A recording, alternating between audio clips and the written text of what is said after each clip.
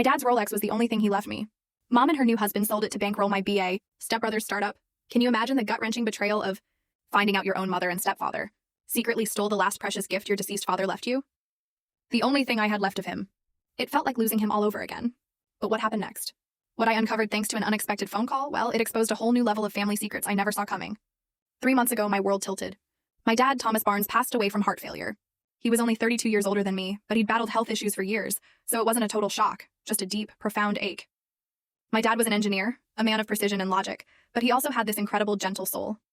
We had a bond that felt unbreakable, a quiet understanding that didn't need many words. For him, his Rolex Datejust wasn't just an expensive accessory. It was a living piece of our family legacy, passed down from his father, my Grandpa James. It had seen him through every triumph and challenge. It kept perfect time, he'd always say, just like life should. My parents divorced when I was 17. On the surface, it was amicable, but I always suspected there were deeper currents I wasn't privy to. My mom, Kathleen, wasted no time rebuilding her life. Within a year, she married Robert Wilson, a wealthy businessman who owned a chain of car dealerships. And with Robert came his son, Dominic. He was 35, 3 years older than me, and still living at home, despite having never held a job for more than 6 months.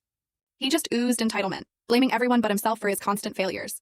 Robert, of course, funded every single one of Dominic's increasingly ridiculous business ventures, the latest being a revolutionary mobile app for ordering coffee. As a marketing executive, I could see it was a poorly conceived ripoff, but no one ever listened to me. After the divorce, my relationship with Mom grew strained.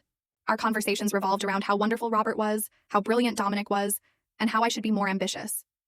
The irony was almost laughable, considering I'd worked my way through college and built a solid career, while Dominic had dropped out of 3 different universities. Meanwhile, Dad lived quietly in our childhood home, never remarrying. Our Sunday dinners were sacred, a tradition we clung to. 2 years ago, his health declined rapidly. First high blood pressure, then heart complications.